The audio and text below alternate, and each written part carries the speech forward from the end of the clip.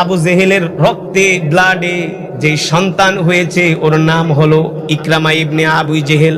দেখেন আল্লাহ তাআলা কিভাবে আবু জেহেলের ছেলে ইকরামাকে হেদায়েত দিয়ে মুসলমান বানায় দেয়।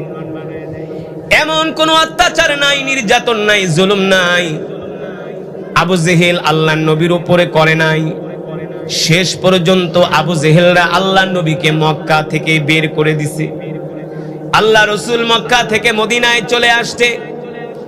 মক্কা থেকে মদিনায় আসার পরে আবু জেহেলরা 1000 সৈন্য নিয়ে তারা মদিনায় হামলা করবে। কয় হাজার?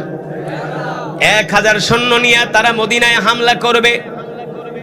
মদিনা থেকে 80 কিলোমিটার আগে শুহাদায়ে বদর, ওই বদরের প্রান্তরে আবু জেহেল 1000 সৈন্য নিয়ে গেল। কয় হাজার?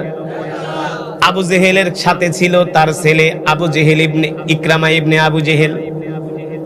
ইকরামা ইবনে আবি জেহেল ছিলেন ওই 1000 সৈন্যদের মধ্যে কমান্ডার। আবু জেহেলের ছেলের দিলের তামান্না হলো, আমার বাবা আজকে যুদ্ধের নেতৃত্ব দিচ্ছে, আমি তার সন্তান। আমার দিলের ইচ্ছা হলো আমি মুহাম্মদের কল্লাটা আইনা আমার বাবার পায়ের কাছে রাখবো। নাউজুবিল্লাহ! কত বড় সাহস! আল্লাহ কয়, আয় তুই আমার হাবিব মুহাম্মদ সাল্লাল্লাহু আলাইহি সাল্লামের কল্লা নিয়া তুই আবু জেহেলের পায়ের কাছে রাখবি, দেখ আমি আল্লাহ আবু জেহেল রে কি করি। ঠিক কিনা বলেন? আবু জেহেলের ছেলে ইকরামা বীর দর্পে ময়দানে যায়া মনে মনে ভাবতেছে, যদি আমি আজকে মুহাম্মদের কল্লাটা আইনা আমার বাবার সামনে রাখতে পারি তাহলে আমি মক্কার বড় লিডার হয়ে যাব।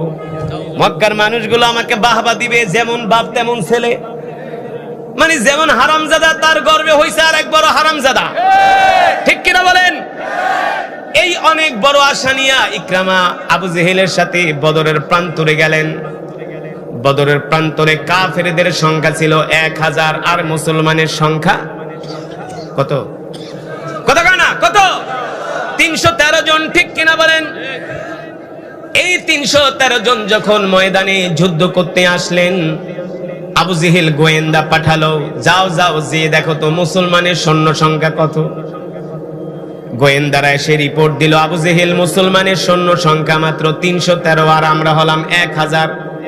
এই কথা শোনার পরে ইকরামা ইবনে আবু জেহেল বলে, মুসলমানের সৈন্য সংখ্যা মাত্র 313 আর আমরা হইলাম 1000। 1000-এর মধ্যে 700 হলো অশ্বারোহী বাহিনী, 700 ঘোড়া ছিল, কাফেরদের 700 তরবারি ছিল। কয়শো? 700 ঘোড়া, 700 তরবারি। আর মুসলমানদের মাত্র 2টা ঘোড়া, 2টা তরবারি আর 14টা উট। কই 2টা ঘোড়া, 2টা তরবারি, 14